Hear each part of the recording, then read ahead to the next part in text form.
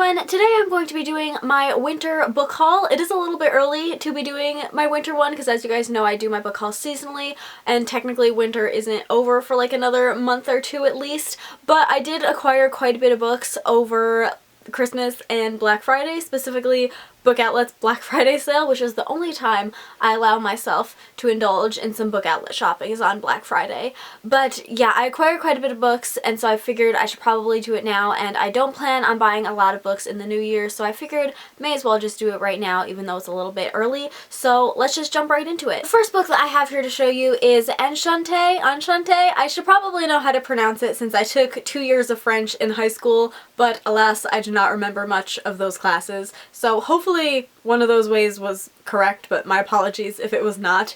But this is a book that I have had my radar on for quite a while now. I think this came out either in 2018 or maybe the beginning of 2019, but I heard a lot of really good things about it, and it of course caught my eye because it is set in Paris, and I'm absolutely obsessed with Paris, so any book set there I instantly want to read. But in this book, I think it's set in the 1700s. It's set in 1789, and I believe we follow a young girl whose parents have passed away, and so she is kind of taking on the responsibility of taking care of her younger sister.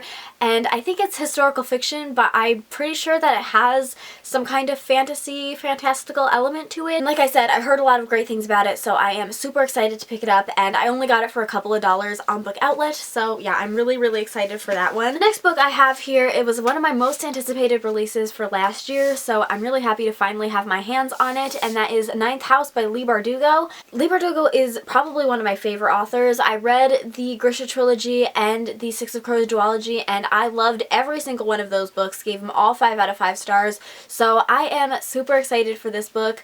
I believe this is either new adult or adult, and I think it's still fantasy. For some reason in my head, I thought that it was like a thriller-y kind of book for a while, but I think it is actually fantasy.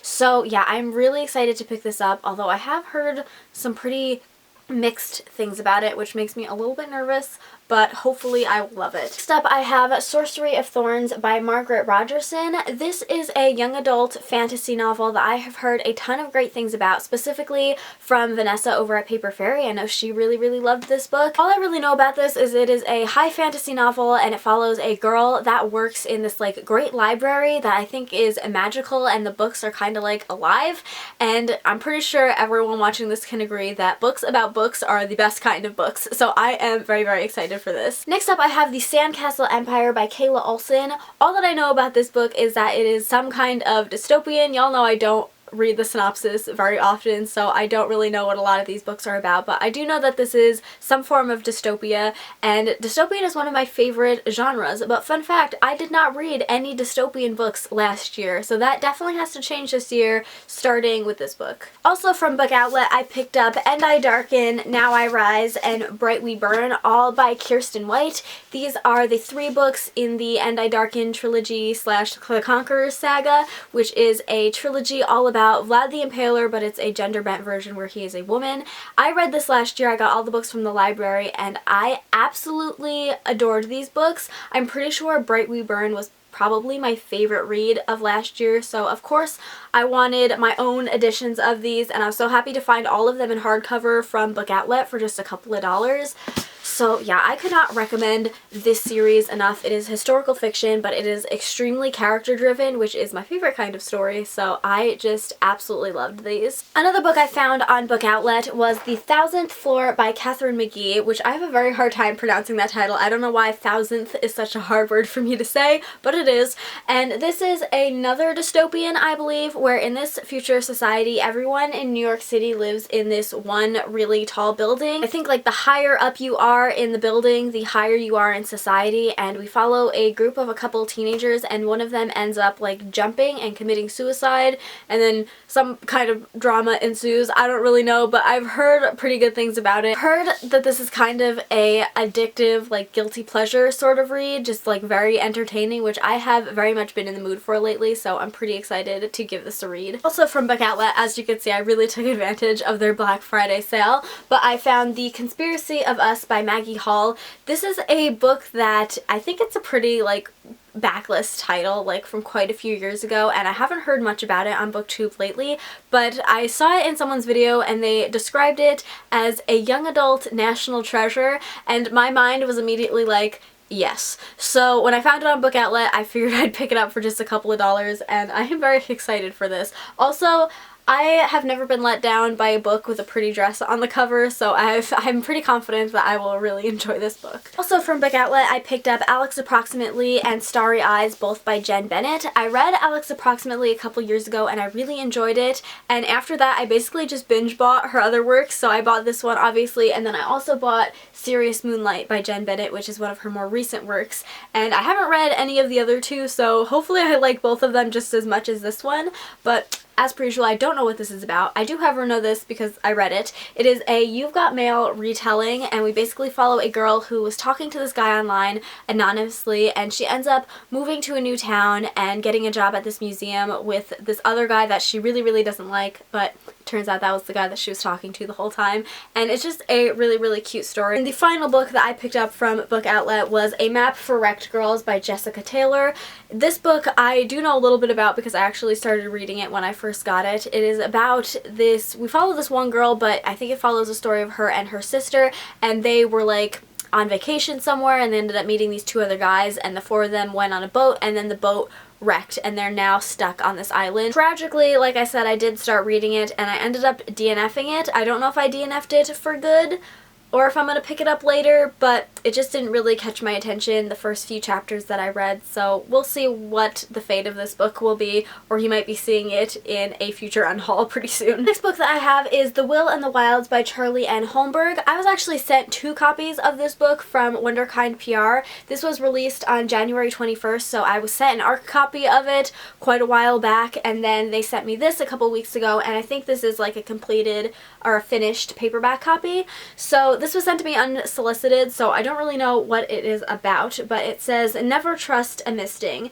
Enda knows to fear the mistings that roam the wild wood near her home. When one tries to kill her to obtain an enchanted stone, Enda takes a huge risk fighting back with a misting of her own. So it's clearly a fantasy of some kind, and then I think she ends up like teaming up with some dude, and yeah, something, but I might read it. It does sound pretty interesting, and I really like the cover, so I'll probably pick this up at some point and give it a read. These next 4 books I'm going to show you I was given as gifts for Christmas. So the first 2 is P.S. I Still Love You and Always and Forever Lara Jean by Jenny Han. This is books 2 and 3 in the To All the Boys I Loved Before trilogy, which I read last year and absolutely loved. So I own the first book. I didn't own the other 2, but because I loved it so much, I of course wanted them for my collection. So my mama was kind enough to buy these for me, and I'm super excited for them. And I just watched the new trailer for P.S. I Still Love You. I watched it yesterday, and I have never been so excited for a romance movie. I never thought I would ever love a romance movie, but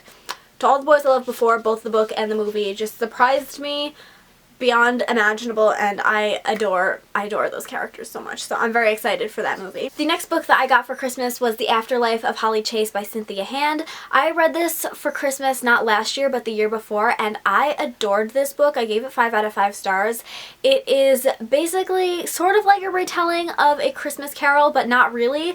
We follow Holly Chase, and she was not a very good person, so she was visited by the ghosts of Christmas past, present, and future, but even after being visited by them, she did not change her ways, and so she ended up dying, and then she became the ghost of Christmas past, I think. So it is a super kind of unique story that I've never heard before. I mean, obviously it's like A Christmas Carol, so it's like kind of a similar story, but it's a very unique take on it, and I just really loved it, and I would 100% recommend this to anyone who hasn't read it next Christmas. Obviously, it's a bit late to recommend it now, but next Christmas I would definitely pick it up. And then the final book that I got for Christmas was The Jewel by Amy Ewing. This is the first book in the Jewel trilogy. I think it's actually called the Lone City trilogy or something like that, but this is one of those books that is also like a pretty old backlist book. Like I think this came out around the same time as The Selection, and I read it quite a while ago, back when I was really into The Selection and all of that. So I owned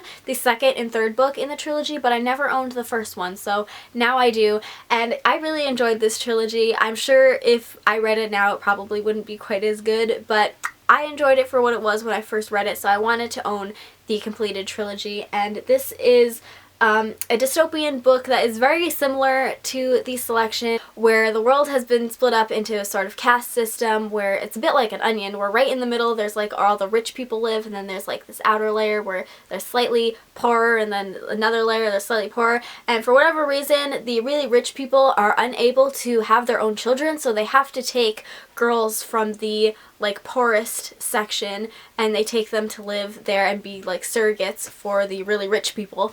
And yeah, like I said, I really enjoyed it when I first read it, so I would still recommend it, although I can't be sure how it would hold up today. The final two books I have in this haul I got from Barnes & Noble because they were having a like buy one get one half off on their paperbacks. So the first one I ended up picking up was The Last Seance by Agatha Christie, Tales of the Supernatural. So I think this is a collection of like several short stories of hers, but they all have to do with the supernatural. I love Agatha Christie, so of course this is one of the ones that I wanted to pick up, and I also love the paranormal, so I'm very, very excited to read this. I'm going to save it closer to Halloween. And then the other book that I picked up was The 7.5 Deaths of Evelyn Hardcastle. This is a book that I've heard a lot of good things about, and so I wanted to pick it up. It was also, coincidentally, often compared to Agatha Christie, so that was another reason that I wanted to read it. This book has also been compared to Clue, which is one of my favorite board games. I've never seen the movie, but I probably should because I think I'd like it as well, but it's one of my favorite board games, so all around this book just sounds like it was written for me.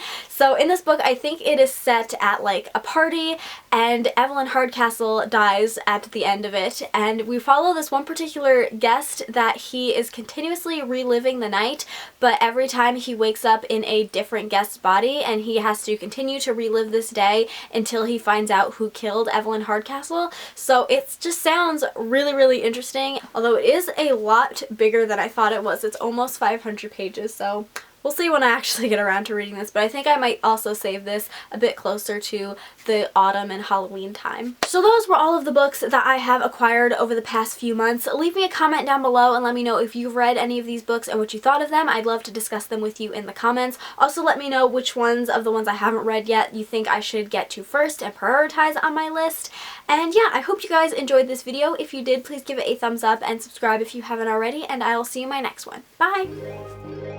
Samson.